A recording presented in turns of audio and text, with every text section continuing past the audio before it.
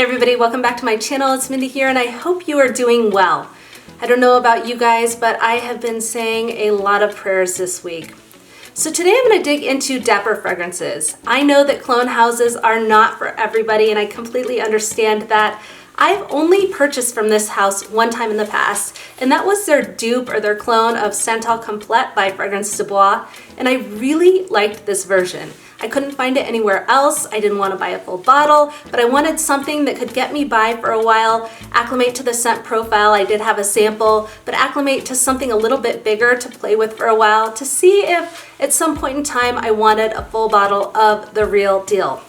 I also ended up purchasing from Dapper because I have been on a mission to find some Louis Vuitton samples, and they are not easy to find. I don't know how people are getting their hands on samples, but it's hard to find one place that has all of the samples that I wanted to try. This house, Dapper, actually had two that I was curious about. I'll go over one of them today. I'm only going to go over 5 of the fragrances that I ordered from them recently, and they also sent me samples of a couple that I've been curious about, but I do have more than that. So if you guys are interested in hearing more about Dapper in the future, I definitely like to share my thoughts on other perfumes I try from them.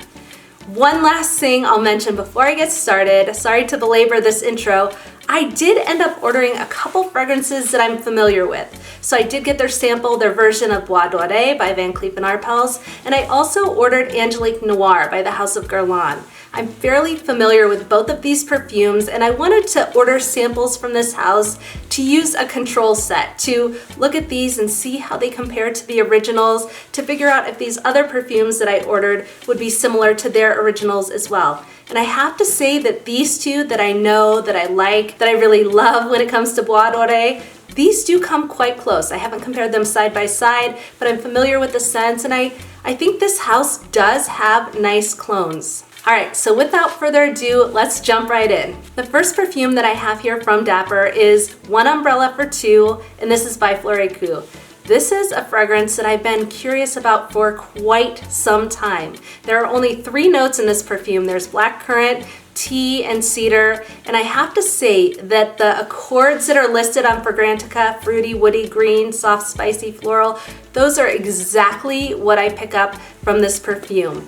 This is unique, it's unusual, and I'm sort of becoming obsessed with this one. This is a spicy tea scent that I definitely pick up the blackcurrant in, but I really, really like the way it's done here.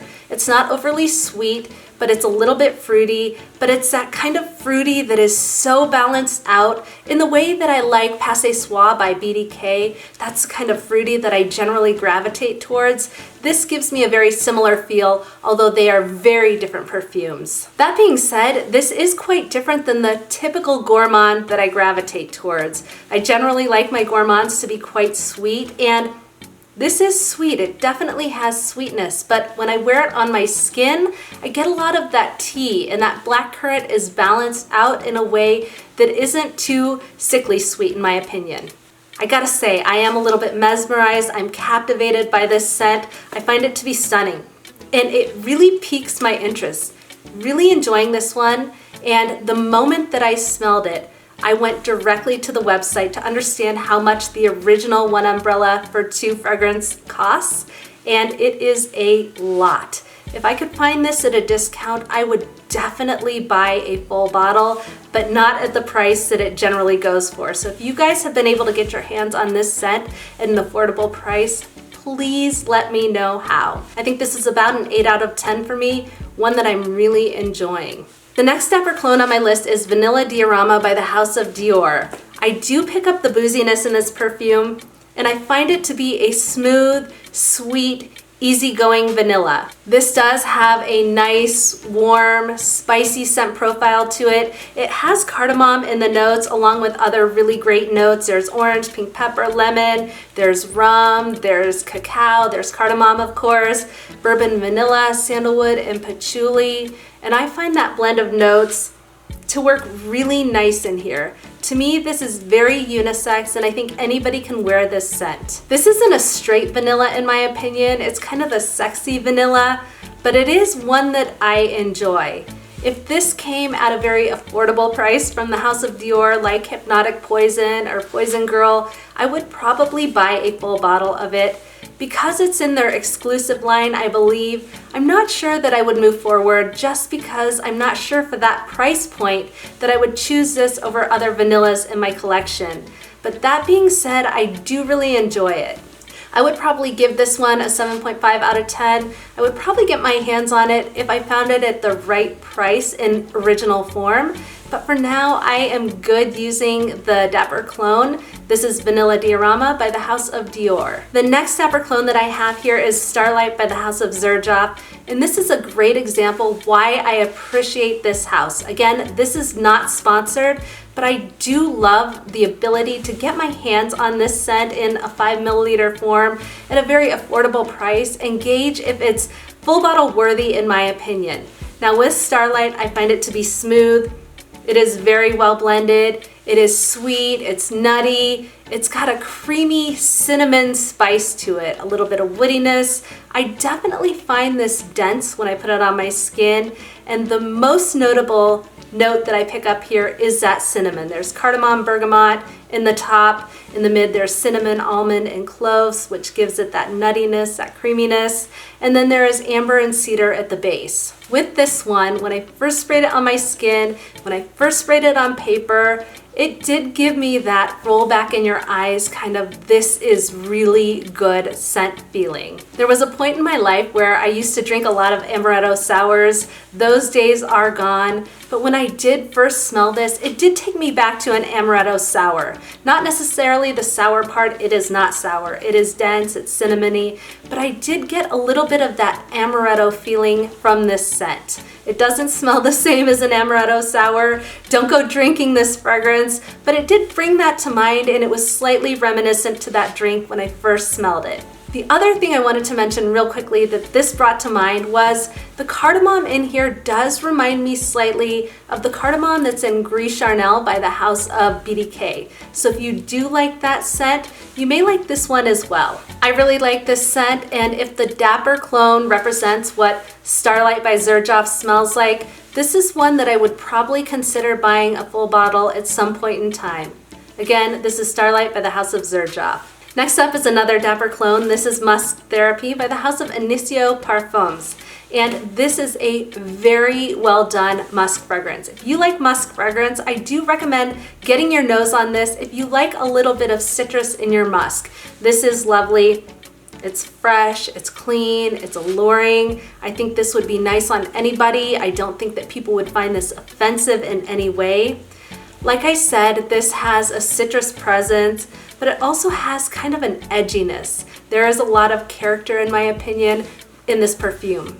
One thing I want to say about this one is that it is perfectly unisex, in my opinion. There is one piece of this fragrance that has kind of a masculine feel to it, but I do think anyone is gonna love this on their skin. It's kind of done the way Chanel Chance Eau Fraiche has that slightly masculine feel to it. I can't remember if it's the iris or the woodiness in that fragrance, but I get a little bit of that here, and I like how it's done.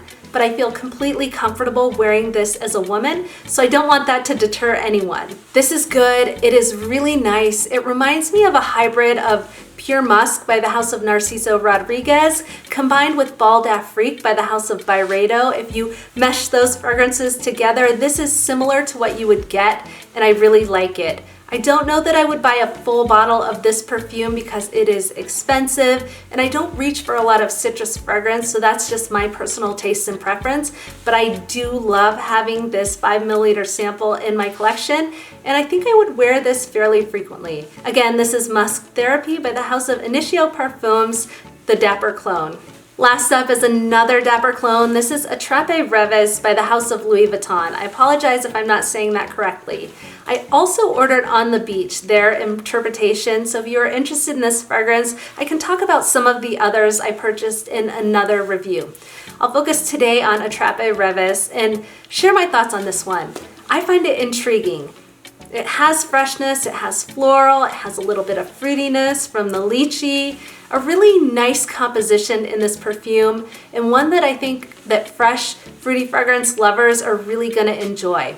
What this immediately brought to mind when I sprayed it was Sun Ripened Raspberry by Bath & Body Works. It does not smell the same in any way, shape, or form, so please don't buy this thinking that. But it did remind me of Sun Ripened Raspberry. It's almost like this would be Sun Ripened Raspberry if you pulled out that dense raspberry feel from that perfume, a little bit of the sweetness, and you added cacao in, and a little bit more floral. This is somewhat similar, but again, don't purchase this thinking you're gonna get Sun Ripened Raspberry. My gut is telling me that the Dapper clone of this perfume is probably pretty close to the original because that's been my experience with their other fragrances, but I'm not sure that this would be my style, and that is on me. That's just my tastes and preferences because I do pick up quite a bit of floral in this perfume. There's peony in here, there's Turkish rose, other notes include lychee, ginger, and bergamot, there's patchouli. For me, that floral aspect, that peony and that rose definitely takes center stage along with the freshness, and that's just not my style of fragrance. I tend to like the gourmand aspect of a fragrance to weigh a little bit more heavy than the floral. And again, that's just me. I do see this being very, very liked in the fragrance community. It has a quite high rating. So if you do like fruity floral type fragrances, I do think you're gonna like this. This is classified as an amber floral, and if you really like that genre and you like fruitiness in your perfume, I recommend getting a sample of this one. I think you might like it. Again, this is Attrape-Reves by the House of Louis Vuitton, the Dapper clone. All right guys, thank you so much for tuning in. As always, I truly appreciate you. If you enjoyed this video on Dapper fragrances that I've been playing with recently, please go ahead and give it a thumbs up and consider subscribing to my channel.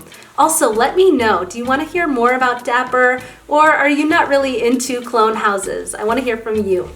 I hope you have an amazing rest of your weekend. I hope you have a lot to be grateful and thankful for right now during this tough time. Until next time, I'll see you soon.